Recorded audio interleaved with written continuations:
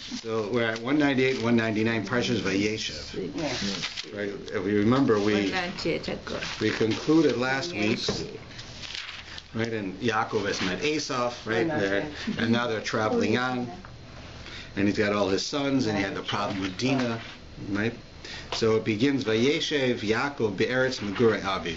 Yaakov is living in the land that his fathers lived in, the land of Israel, right? The Eretz Canaan, which is the land of Israel. And then it tells us, Eila told us Yaakov, and these are the offspring of Yaakov, Yosef. And now everybody asks, what does that mean? These are the offspring of Yaakov, right? And then it says, Yosef ben Shava Esra Shana. Yosef was 17 years old. Why does it say it like that? First thing, if you're going to tell us, that you go through the offspring, like the stories of Yaakov and what came from him, you should start with the oldest son, Reuven. That starts with Yosef. So here it's telling you that Yosef is although there are 12 sons, and there's no longer a patriarch anymore. You have Avram, Yitzchak, Yaakov, and then it ends. But Yosef is, in some ways, taking over the next step. Yosef is going to be that next person. But he's one of a number. And he was 17 years old, and he was a shepherd. And it says that he was like a child with the sons of Zilpah and Bilhah, Nashe Aviv, who were wives of his father. And then it says, Vayave Yosef as Div Samran. Yeah, and Yosef went and said bad things about his brothers to his father. Right? So the commentaries have a number of odd things about this. As to what it's telling us. What does it mean first that Yosef was like a child with among these young people? So we learn a number of things about Yosef that's interesting. The first thing, that Yosef, as we see, was considered that he acted like an adolescent. He wasn't. He was 17, but he would do things like he'd look in the mirror and he'd try to make himself look good. He'd comb his hair. Now, it's an interesting thing. Just if you remember, it's not really written in the Torah this way, but if you remember when we spoke last week, there was a story about how Leah was going to have a child, and she was concerned that her sister Rachel would be embarrassed because Leah had so many sons and Rachel would have less sons. So she prayed that the next male should be born to her sister Rachel.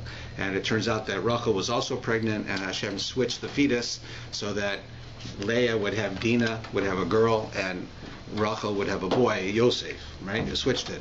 However, one of the reasons that you see this is that you also see that there are some stereotypical character traits of genders. Like a stereotypical character trait of a male is that they go out. They go and they leave home and they go out and do things, right? They wander and they go out and get in trouble and they do stuff, right? And a very common character trait, stereotypical character trait of a female is that she beautifies herself. She looks at herself. She makes sure her hair looks nice. She makes sure she looks nice, right? But here we notice last week's parsha said Vayetze Dinah. Dinah went out, like a man does, and the commentaries say that it was a masculine thing to do. And here it tells us that Yosef, right, was a nar, and then Rashi explains what it means he's a nar. He used to look in the mirror and he used to comb his hair.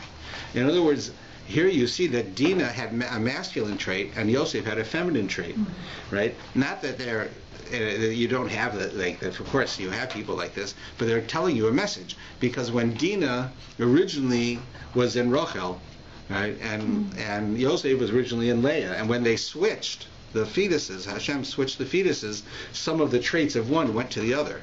It shows you that there was some effect, right, between them, so that a little bit of Yosef was a little bit feminine, and a little of Dinah was a little maculine, right? Now, how it really played out, I can't tell you, but the Torah seems to tell us that this is the case.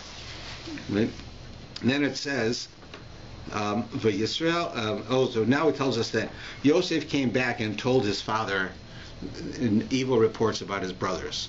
Well, what we're seeing here is the beginning of a problem of favoritism in the family, that Yosef is favored by his father. It tells us in the next line that his father loves him and treated him special. And because of it, it seems that there was a lot of sibling rivalry in the family, to the point where all of the brothers got together and said that this Yosef's a troublemaker. We're going to have trouble because of him. He has these dreams where he thinks he's going to be in charge.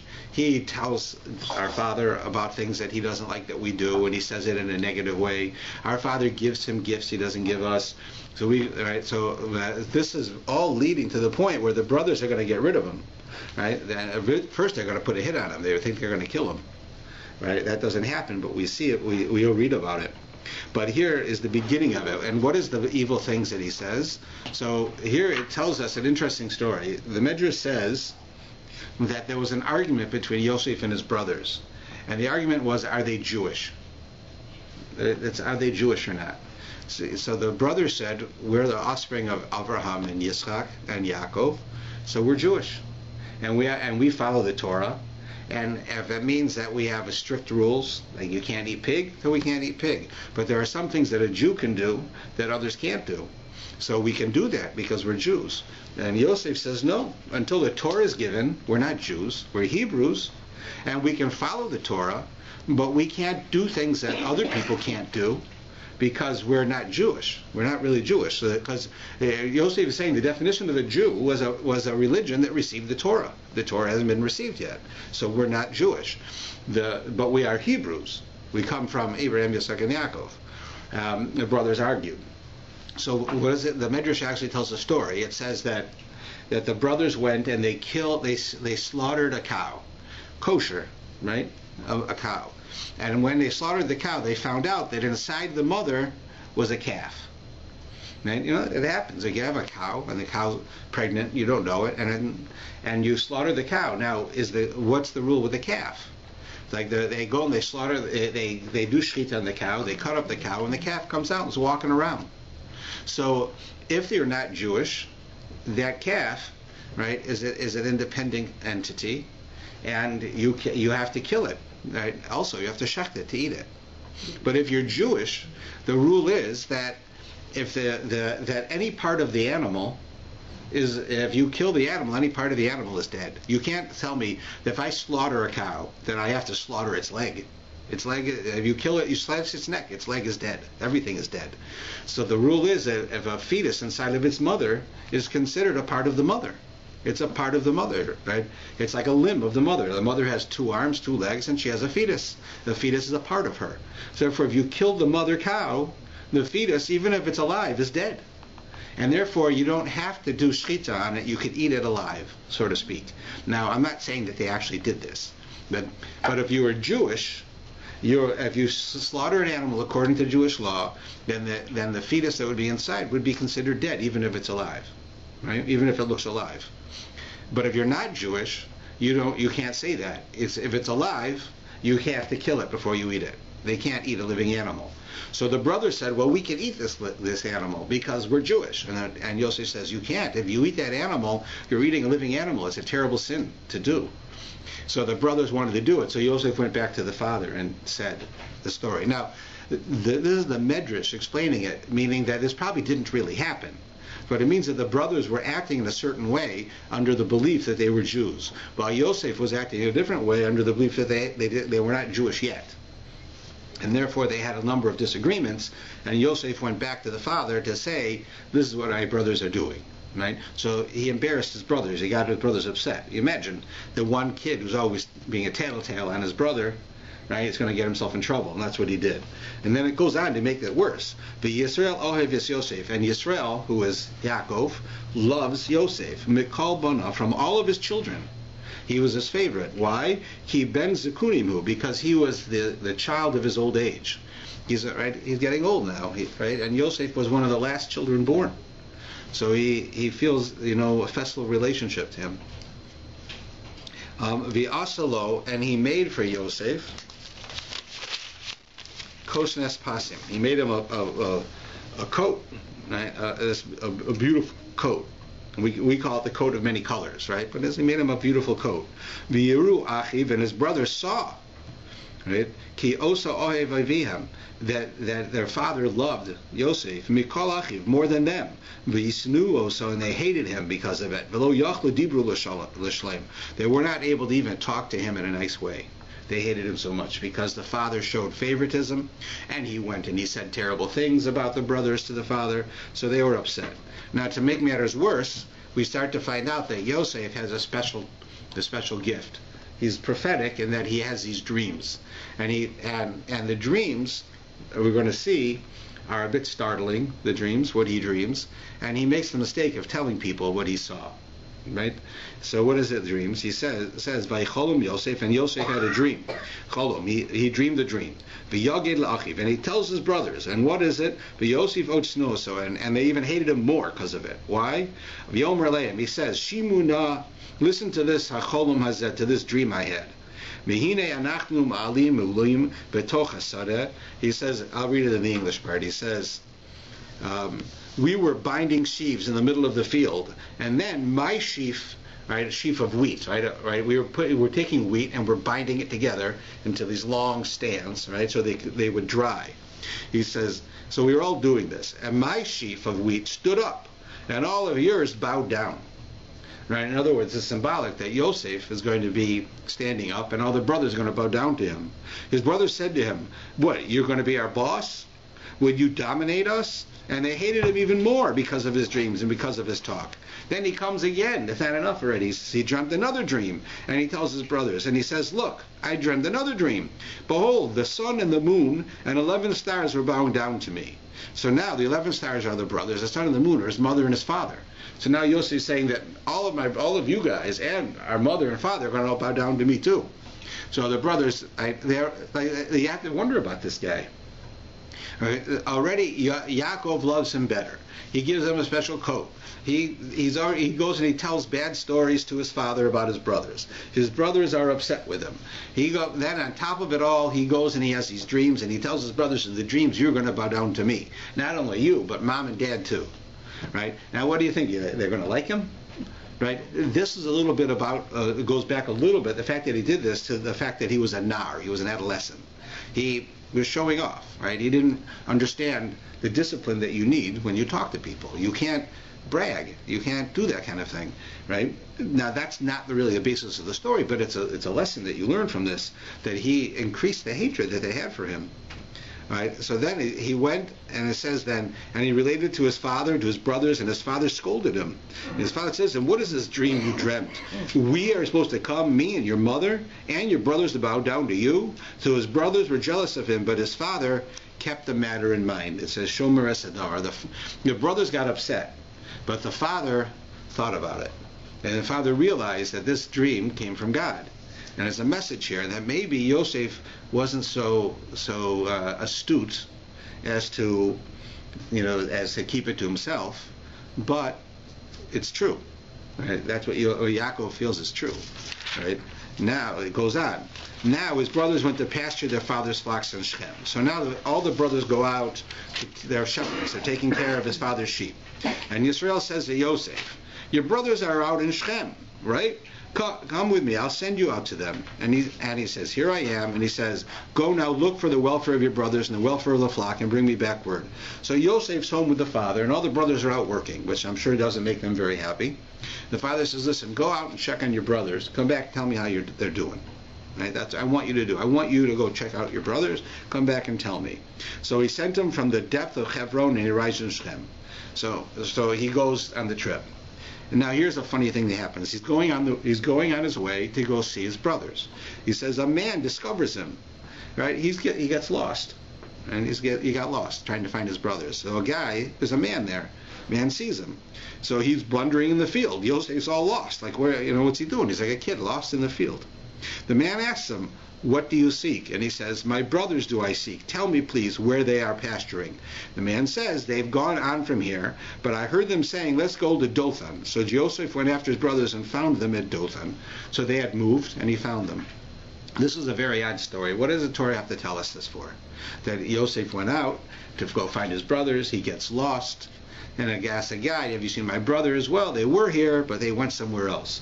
So who's this guy What does he know? Like, what is it? Why does Yosef go to him? Another angel. What? Another angel. That's right. That's what the Torah tells us. The Medrash says, and the Gemara explains, he was an angel, and that he was sent there to lead Yosef on the way, so he shouldn't get lost. But he's telling him, really in a deeper level, is telling him a very important message. This man finds him, and he's lost, right? So he says to him a very important line, Ma tevakesh. What are you looking for? Right? So Yosef says, I'm looking for my brothers. So he tells him, okay, go find your brothers. Now, on a simple level, what are you looking for? Here you are. This is where it is. Right? You go to Canadian Tire. You ask the guy, where do you got the aerosol cans? Row 6, 7, whatever. He'll tell you. But here he's saying, no, that's not the case. He says, you're about to this angel realizes, he comes from God, you're about to embark on what's going to become a very, very difficult time in your life. You're about to go see your brothers, and your brothers are going to try to kill you. And when they're not successful in that, they're going to throw you in a pit. And when that's not enough, they're going to sell you to a bunch of Arabs who are going to take you to Egypt, and they're going to sell you as a slave, and you're going to have all the troubles that we know that he has. Right? So this man says, if you want to come out of it successfully, there's one thing you have to know. What are you looking for? That's the important thing. What are you doing? You know, they say that if you want to do something, you have to have direction. You have to know what you want. You have to know what is your goal. You know, lots of us can go through our entire life and accomplish very little because we never set goals for ourselves. We don't know what it is that we want, what we can do, what we can be. We just don't know. Right? Yosef is being told this by the angel. Right? It's sort of like, I'll give you an example, the difference between a laser and a regular light. What's the difference? A laser seems very powerful. It can actually cut through things, right? And a regular light just doesn't do nothing. It just lights up the room. But you could have lasers that actually use less energy than a regular light, and the laser can still cut through things, and the regular light just lights up the room. What's the difference? Because a laser takes all of the energy and it directs it in one way. It goes like a laser in one place. The electric lights just go everywhere, right? So it takes all the energy and it disperses it, so it doesn't do anything. It makes the room light, but it's not hot. It doesn't cut through things. It just makes the room light. While a laser beam can cut through a wall, cut through metal, it can do all kinds of things. So what's the difference? Because the laser beam is directed. It's a finite direction, and that's what this angel is saying to Yosef. You want to make it through the rest of your life. You're going to be something. You're going to save the world. But what do you want? Right? Where are you going? What are you doing? Set your goals, and that's a message for us that we need to know also. What do you want? You're living your life. You want to be rich. Is that what you want? You want to have a good family life. You want to have a family. You want to have a good marriage. What are you looking for in life? You're looking for physical. You're looking for spiritual. Decide, right? And that's what he's telling Yosef. And that's a message for all of us. Right? We need to make such a decision. Otherwise, we're like a light. We can make a little bit of heat, a little bit of noise, a little bit of light, but not do much. Or we can be like a laser beam and really make a difference. And that's what he's saying to Yosef, because Yosef is about to begin, as we know, a very, very big deal here. He's about to, right? The whole story is about to begin, and now we're going to see. They saw him from afar, and when he had not yet approached them, they conspired against him to kill him. So the brothers see Yosef coming, and they decided, listen, we're going to kill him. Why are they going to kill him? They believed that when Yosef, it says that they believed that what Yosef did, the way he was acting with his father, the way that he was acting with them, was against how the Jewish law is. First thing is rebelling against his father. His father's going to bow down to him. Right? That's a rebellion against his father. And you have to honor your father. And he tells his father no less. And he goes and tells his father about his brothers. He turns them in. Right? Which is, all of this is against Jewish law. So they say, Jewish law says we can kill him. Right? That's what they're saying. So they said, okay, that's what we're going to do. And they say to each other, look, here comes the dreamer. So now come and let us kill him and throw him into one of the pits. So that's their good idea. They're going to kill him. They're going to throw him into a pit. No one will ever find his body. And they'll say that a wild beast devoured him. And they'll say that some animal came and ate him. Then we'll see what will become of his dreams. They're sarcastic. Yeah, him and his big dreams, he'll be dead in the bottom of a pit. We'll see what happens with his dreams. Then Reuven heard. Now Reuven is the firstborn. He's the leader. He hears that this is what they want to do, and he rescues Yosef from them. We're not going to kill him, he says.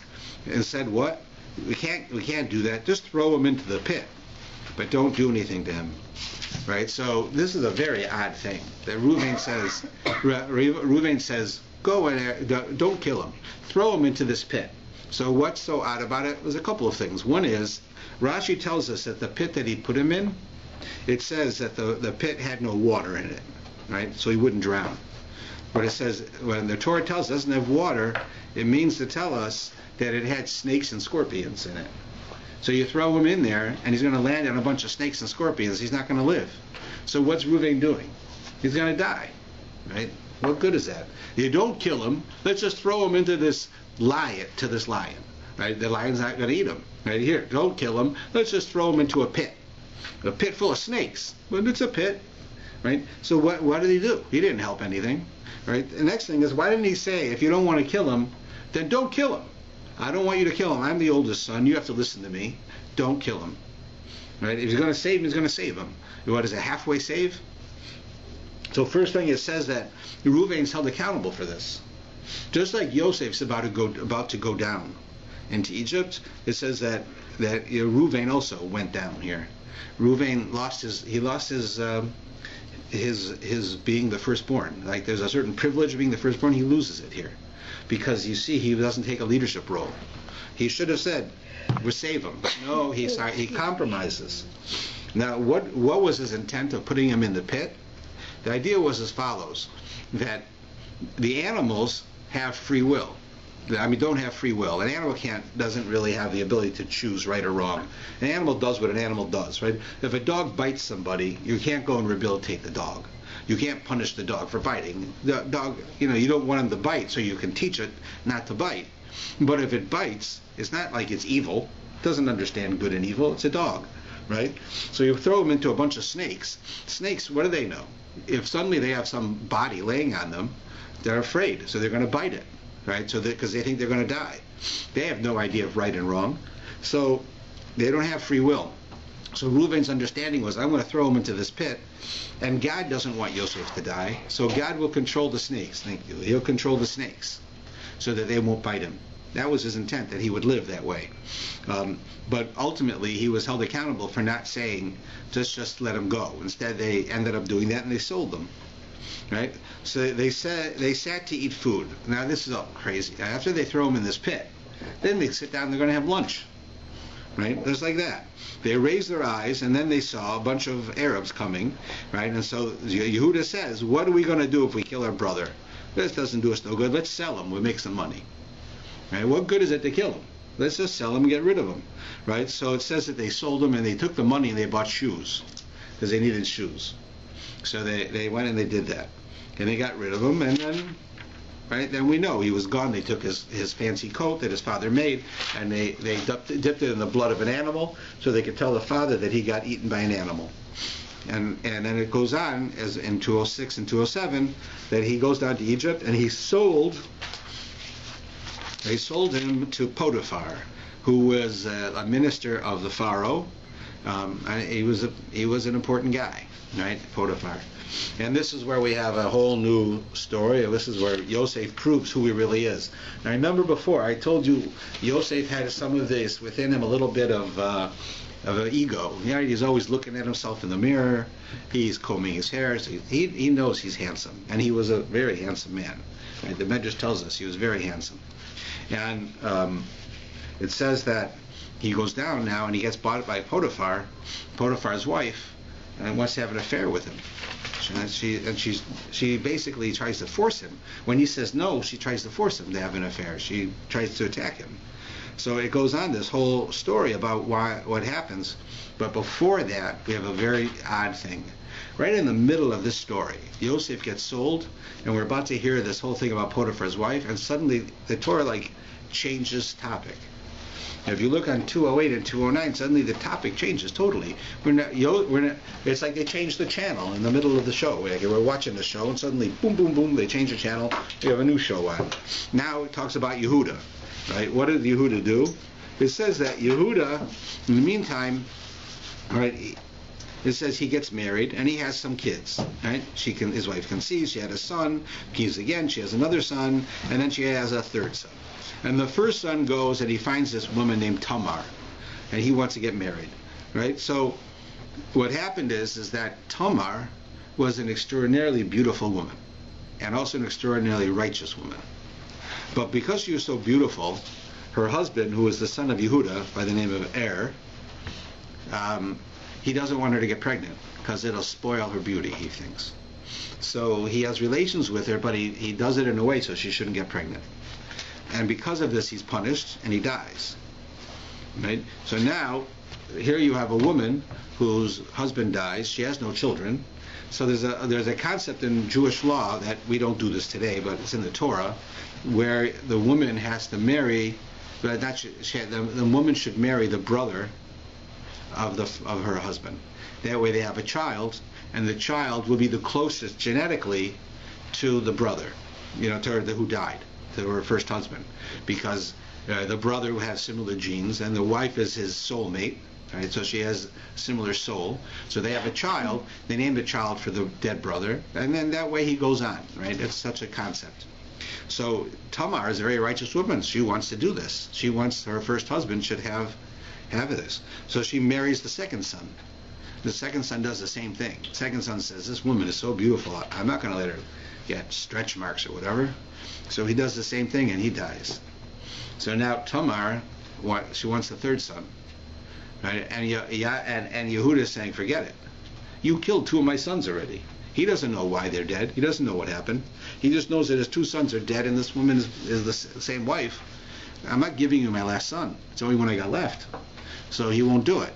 So he says to her, she says, I want to marry him. He says, he's too young. That's all he says. He doesn't tell her why. He says, he's too young. So she has to wait.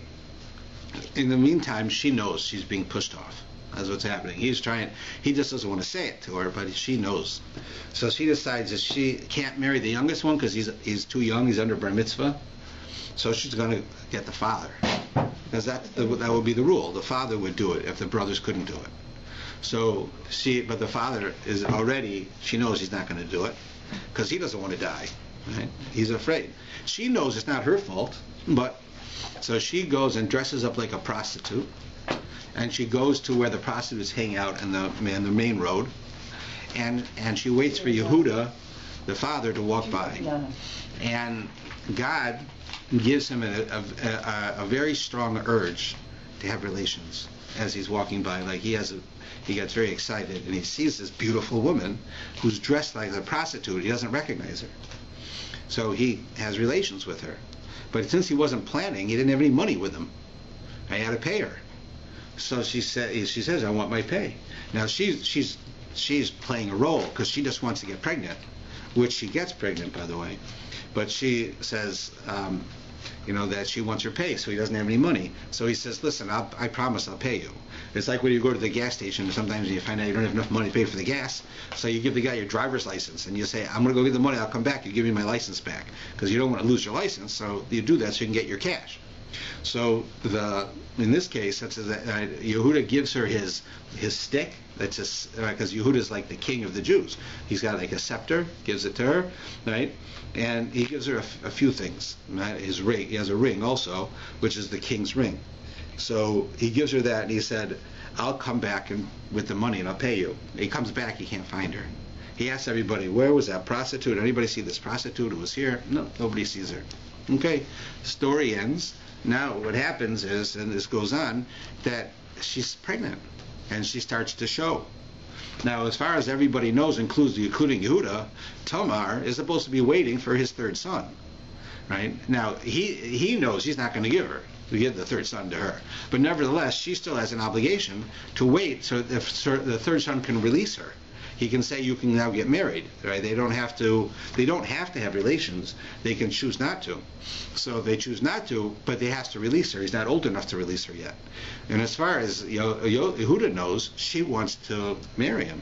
So if she shows up pregnant, she's doing something she shouldn't do. Right? So they bring her to court. They're going to kill her for having relations outside of marriage. Right? When she's already tied to somebody else. So who's the judge? Yehuda.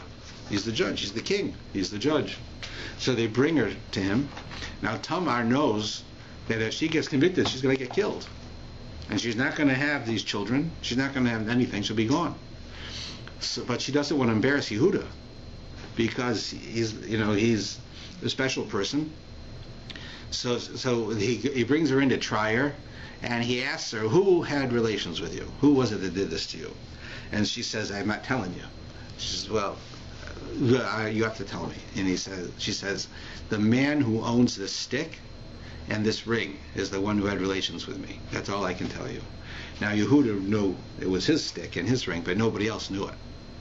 So he got the message. She was being very nice to him. He's not getting it, so he shouldn't be embarrassed. But he went then and he admits to everybody, it was me. I had relations with her, and which he didn't have to do. He could have just said nothing and she'd be killed and nobody'd ever know. But he says it was me, and because of it she's saved, because he could have relations with her as a part of the family and it would be allowed, and therefore she comes to term and she gives birth to twins. Now coming from her, the son, she has two sons. One is named Peretz. Peretz has a great grandson whose name is Boaz, who marries a Moabite woman named Ruth, and coming from them is King David, and coming from King David is the Messiah. So this whole story of Yehuda, we know the Messiah comes from Yehuda, and this is how it's done. It comes from this story. Now this is very odd, right? And that the Messiah should come from a man thinking he's sleeping with a prostitute and a woman who lost two husbands because they didn't want to make her pregnant, and this whole sort of odd story, and the Mashiach comes from that. But you see, this is not unique. Look at Moshe himself. Later on in history, we have Moshe Rabbeinu, right, the great Moses. So he's born. How is he born? It says that his father, if you look in the Torah, it says that his father married his aunt. Right? Moshe's father married his aunt. Right? Now, and if you look in the Torah, you're not allowed to marry your aunt. The Torah says a man can't marry his aunt. It's against the Torah. It's like marrying your sister. It's a forbidden act. And the child, if you did, would be a mamzer. It's not good. It's a terrible thing. It come all the way afterwards. What do you mean afterwards? It hasn't happened yet. I'm just telling you a story.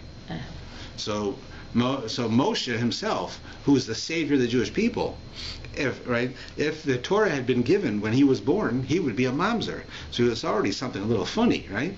And how about this guy Peretz? He comes from Yehuda, right? And his great grandson is Boaz, who marries Ruth. Who's Ruth? Ruth comes from a relationship between Lot and his daughter, because Lot and his daughter think there's no other people in the world. The world's been destroyed when they left Sodom. Sodom's destroyed. They think the world's destroyed. So they think we better repopulate the world. So the daughter gets him drunk, has relations. She has a child named Moab, and Moab starts a nation. And one of his children, great-grandchildren, is Ruth. And Ruth marries Boaz. She converts to Jews and marries Boaz. They have the Mashiach. So here you see Moshe himself comes from a funny background, right? You have also King David comes from a funny background. You have a whole story. King David is Solomon comes from a funny background with David and Bathsheba. You have all of these very odd things that go on, and they all bring us to the Messiah, the Mashiach, and to the greatest leaders. And this is an important message because people like to say that they come from very illustrious families. We like to say, I come from a family of rabbis, and I come from a family of very smart people or hard workers or whatever. This series of stories tell you that the greatest people in the world, they came from nothing. They didn't come from great. They came from prostitutes. They came from things that, they were great people, their parents. I'm not making light of them. But the acts, the things that they have, it has a little smell of impropriety. Something wrong, right? And this shows you how far a person can go. You can go from coming from a family like that. Every one of our greatest people comes like this, from these types of backgrounds. And you see that, so that we should know that when we have the ability to become whoever we want, as strong as we want, as great as we want, no matter where you come from. You could have, you can come from a family that wasn't religious. You can come from a family with converts. It makes no difference. Right? There's nothing wrong with any of these people. Right? And the greatest people in the history of our people came from such backgrounds. That's what we see here. And that's what the story of Yehuda is. So now when the story of Yehuda ends, we suddenly do a flashback and skip over to the story of Yosef. Now, so everybody wants to know, why do we have in the middle the story of Yehuda? Right in the middle of the story. It's sort of like, you have a 2 week, it's like you have like a television show that goes for 2 weeks. At the end you have a cliffhanger. Like right at the end the guy's holding onto the cliff with one hand, he's going to fall off or not, and then boom, time for commercial. Stay tuned next week. You come back and the guy's hanging from the cliff, and then you find out what happens a week later. So that's what happens here. Yosef gets sold, right, down to Egypt. End of story. Go to another story. Come back, now he's in Egypt, right, next week. But it's not next week, it's the same parsha. But why does it tell us the story of Yehuda? So the similarity between Yehuda and Yosef is that Yehuda and Yosef, both of them, went down. Something happened to them. And it says, and Yehuda went down, and we know Yosef went down. Yosef went down to Egypt. Yehuda went down to the story we have here, where he sleeps with a prostitute. When you're talking about Yehuda, Yehuda was one of the greatest of the Jewish leaders in history. His own father says, you're going to be the king of the Jews. His own father tells him the Messiah is going to come from you. You have that greatness in you, Yehuda. You're a king. You have royalty within you, the way you act, who you are. This is destined from you. And then Yehuda goes down. He goes and has relations with a prostitute. It sounds like the kings of Windsor or something, right? And you say he go right. But what's the end of the story? That he gets himself into a situation just like we do. We do things we shouldn't do. And rather than allow, he very easily could have allowed Tamar to get killed. He didn't want to give his next son to her. He didn't want. Right? He wanted to get rid of her. Right? And all he had to do was say nothing, and she'd be killed because she had relations, right, inappropriately. And yet he goes and he tells the whole world, I did it. It's me. And he didn't have to. He went and he did that. It shows you how great he really is, right? It's like I read the reviews of this movie that is out now, The Flight. There's this movie with that famous black actor. I forgot his name. It's about the pilot in an airplane. And the whole story is that the plane crashes. Lost, isn't it? Lost. What? Lost. No, Flight. It's in the theaters now. I was just reading an article about it. So it says that the plane crashes, and now they have a problem. Because on the one hand, it becomes proven that the plane crashed because there was a problem with the mechanics in the plane. Right? There's something wrong with the plane. And they prove it. But the pilot was drunk. He was an alcoholic. And that's the hero, right?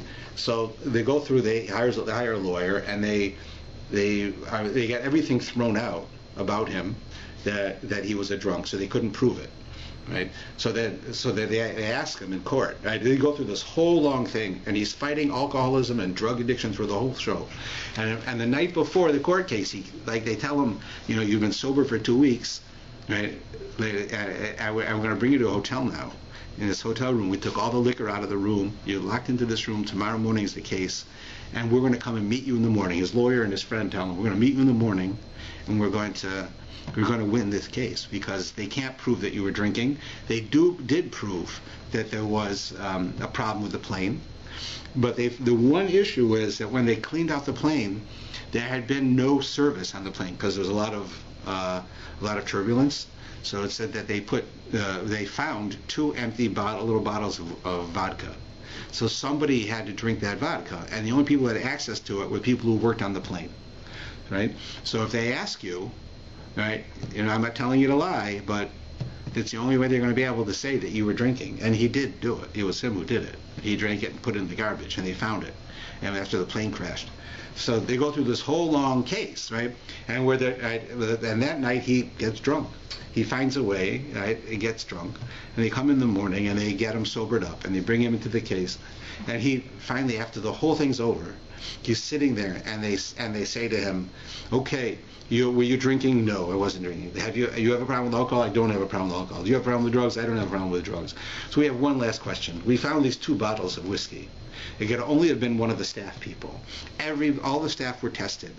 Out of all of the staff on the plane, there were 6. 4 of them were clean. One of the tests was disqualified. That was his. So that we can't reveal what it said. And one of them came back positive, which was a stewardess, who was his girlfriend. well, do you know that she had an alcohol problem? Do you know that she was treated for alcoholism? And she had been. And all he didn't have to say anything. If he said, and then she died in the flight. So he says, he can just blame it on her. She's dead. And there's nothing they can do, right? And all he has to say is, I didn't know that she was an alcoholic, and I didn't drink it, so it must have been her. But after this whole thing goes, he finally says, it was me. He didn't have to. Right? He said it, and it was, very moving. The story says it was a very moving scene in the movie that he went and he says it was me. It wasn't her, because he didn't want to destroy her image, because she died saving a child. That's how she actually died, not because she was drunk. He was drunk, and it didn't affect really what happened, but he was drunk. So in the end, the story says that in the end he's in jail, and he's telling the story to the people as a part of his no longer being an alcoholic, going through the process. But here you see a similar thing to what Yehuda does. Yehuda could say nothing, and they would blame Tamar, and she'd be dead. Yeah. Rabbi, it would be his son he's killing. Is that something that he would? Right? Yehuda's not killing his son. His sons were dead.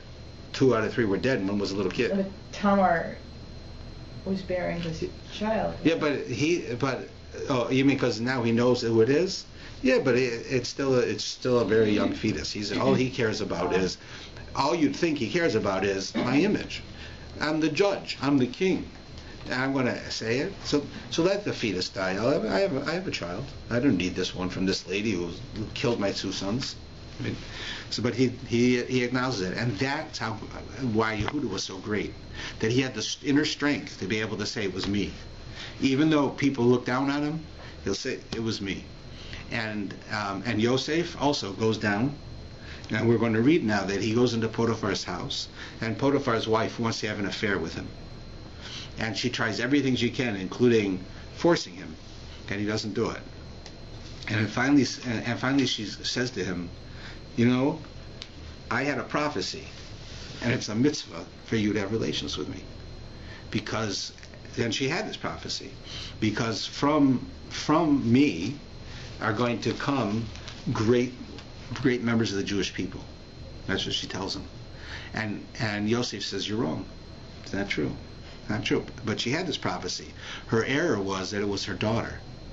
Or if it is from her, but it was her daughter who marries Yosef later, and that daughter has 2 children, which are the next, Yosef's kids. But she doesn't know. She just has a prophecy that from her will come, the children of Yosef, who will be great leaders. She doesn't say, so it is from her, but it's from her through her daughter, right? Because her daughter is from her, so it's from her. But so she tries to convince him to do it, and he doesn't do it. And it's the same kind of story with Yehuda, except Yosef doesn't do it. He doesn't have relations. And from then on, Yosef is known as the righteous man, because you can imagine, here he is in Egypt, where everybody's corrupt. Everyone's doing this stuff. Nobody knows he's alive. His brothers don't know where he is. His father thinks he's dead. Who's going to say anything? Let him have some fun, right? What's he doing wrong? No one's going to say anything. Nobody knows. He thinks, my brothers don't care about me. My father thinks I'm dead. I have no relationship with anymore. I can do whatever I want. And this woman wants me. Why not? Right? And he doesn't do it. He says it's wrong. This is not how I'm supposed to act. So both in the case of Yehuda, who makes the mistake, but assumes responsibility, he went down and he comes up. He becomes great. Yosef also goes down to Egypt, into the pit of, like, you imagine, it's like you're going to live in like a place where where prostitution is legal, and he doesn't do it. He goes down there, and then he rises up and becomes who he is. In both cases, it shows you that we have in our lives times when we feel like we're down, and when you feel down, you feel like there's nothing. I can do whatever I can do what I want. It doesn't make a difference. I'm a nobody. I'm not going to be anything. If I do something wrong, nothing's going to come of it, right? Or I'm away. Nobody knows me here. I'll do what I want. Right? From here we see that even when you're as down as you can get, Yosef was all alone. As far as he knew, his family hated him. They didn't come to get him. He didn't realize his father didn't know for sure. He didn't realize everything, but all he knows is that his family hates him. He's all by himself, and this woman wants him. and he can have a little human contact, he can have some affection, he can be with a woman, and he won't do it because it's not the right thing to do. It's somebody else's wife. And that shows you how great he was, and don't underestimate this. This was an extremely difficult thing to do, right? He had every reason, every excuse to have relations with her, and he didn't do it.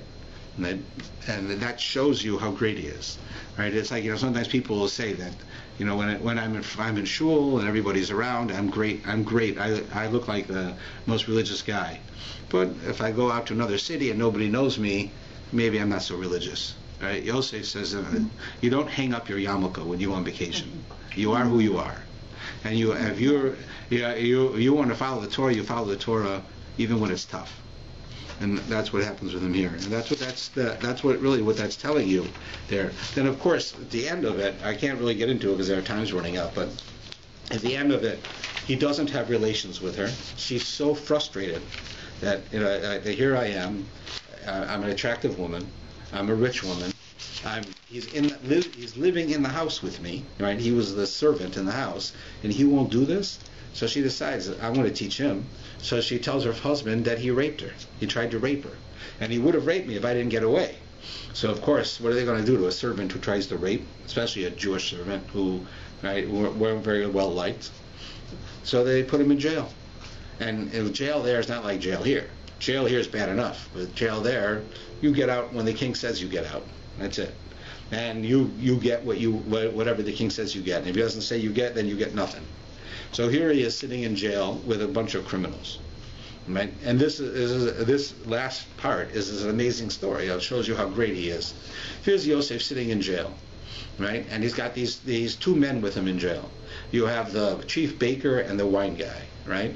It's like two mafiosos, right? Imagine I'm in jail and I got two guys in jail with me. Who am I going to have with me? I'm not going to have like two Talmudic scholars with me. I'm going to have criminals.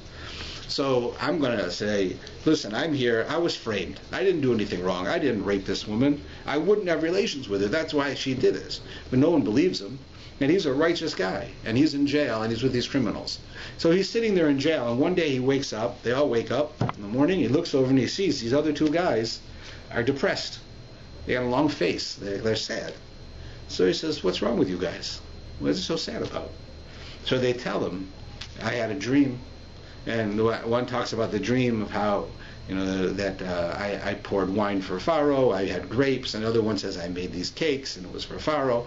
And Yosef tells the baker, you're going to be hung, you're going to die.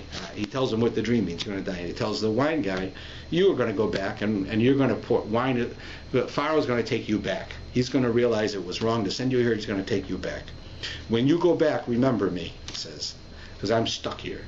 So right, and it happens. One guy gets killed, and one guy gets saved. And eventually, because this guy is saved, he's a vehicle that God uses to get Yosef out of jail. Right? Because Pharaoh has a dream. This guy says, "Oh, you want to know what your dream means? There's a guy in jail who can tell you. Let him out of jail, and he'll tell you what your dream means." Right? And that's how Yosef gets out of jail. But but what caused all of this? What made it that Yosef ended up getting out of jail, according to the way the Torah puts it, is because he asked these guys, "What's wrong? How come you're so sad?" Right? That's what he did. He woke up. He sees they got a long face. Why are you so sad? Oh, I had a dream. I don't know what it means. So he tells them what it means.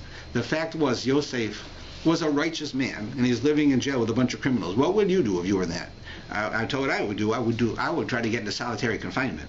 As much as that's terrible, I would not want to be around these guys. You don't know what they would do to you, right? You'd never want to go to sleep because you don't know what's going to happen when you're sleeping. You wake up in the morning, you're going to be missing something. And what does he do? He wakes up and he sees that these criminals are there and they're sad. So he cares about them. So he asks them, "How are you? What's wrong? Can I help you?" And they tell him, and he helps them, and that leads the path. This tells you how a simple hello, a simple greeting, the simple ability to be able to speak to someone can change the world. Okay? We talk about it here. We've done this a number of times with exercises, how important it is to greet people. I always tell people, if you come to my shul and you want to tell me that I don't speak so well, or you want to tell us that our services aren't so great, you know what, I'll live with it. I'll do my best to fix it. But if you tell me you come into my shul and nobody spoke to you, I'll be really upset. Right? Because you have to greet people. You have to say hello. You have to care about people. You have to show an interest. Because the fact is, I know that we all do care, and we all do have an interest. But for whatever reason is we're afraid to say something. We think we're going to get snubbed. Someone will tell you it's not your business. What are you bothering me for? Who are you to ask me? Like all types of it. Where even if that never will happen, we think it'll happen, so we're afraid. Right? Or sometimes we get tied up in our own problems. We don't even see beyond our nose, and we don't realize what's happening with people. Yosef, I think, had plenty of problems. Right? He had no family. Right? They all hated him. He's a slave. The woman at the house accuses him of rape. He's put into jail with a couple of criminals. I'd say he's got good reason to be in a bad mood and to sit by himself and not care about others. And yet you see how great he was, that he took an interest in these two guys, and he said to them, how are you? You don't look good. Well, what's wrong with you today? And that was the catalyst that Hashem took him out of jail. That shows you how important greeting people, speaking to people, caring about people really is. Right? We sometimes get confused that the definition of being religious is our relationship with God. And don't let me in any way lessen the idea that our relationship with God is not very, very important. But the most effective way we have a relationship with God is by having a relationship with people. That's what God tells us. You want a relationship with me? Have a relationship with people. Have a relationship with my children. Take care of my children. Be there for them. See how they are. Try to help them. That's how you have a relationship with me. That's what, right? It's not just prayer and meditation and sitting on a mountain and thinking of the great things. It's not just studying Torah. All of these are, within bounds. These things are very important. But he's telling us, you want to be great? You want to change the world? Care about other people. And that's what happened with Yosef.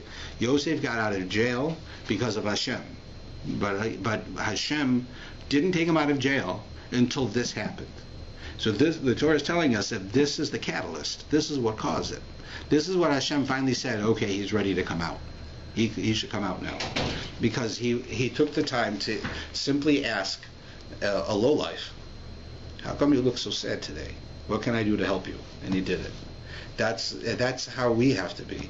We have to act the same way. By doing so, we also, Hashem answers us, and he's there for us. It says that if you pray for somebody who's sick, and you have the same sickness, God will answer you, and he'll cure you, and he'll cure them. But I didn't say if you pray for you and for them. You pray for someone else. One person's got a sickness, and that other person's got the same sickness. You pray for that person, God will cure both of you. That's what it says. So the idea being is that if you care for others, then God cares for you. It's very simple. If somebody is nice to your kids, right, you're nice to them. If they're not nice to your kids, they can be really nice to you, but you don't want to be their friend. Right? Sometimes I'll say it with spouses, like someone else, this person's spouse doesn't like someone, but they like someone. So you may as well let both of you not like them, because it's the same. That spouse and the husband and the wife, they're the same. You can't have one dislike and one like. You might as well both dislike, so to speak. But you can't get them to both like, because you can't separate it. You can't dislike somebody's wife and like them. You can't dislike somebody and like their husband. It just doesn't work. It has to be both, because they're not going to accept it. You can't be my friend and hate my wife. It just doesn't work that way. And the same thing with our kids. If you come and insult my kids, I'm not going to be able to be your friend, even though you didn't say anything against me. And even if you're right, you're still not going to be. That's how people are Hashem's kids. If you treat his kids correctly, then that's treating Hashem correctly. If you don't treat his kids correctly, you can do all you want to have a relationship with God. You can pray all day. It's going to be something missing. It's not the same. So when someone says, "Ma'adua panim ro'im hayom," why is your face so bad looking today? Why do you look so sad today? That changes the world. And that's what happened here. The world was changed because of that.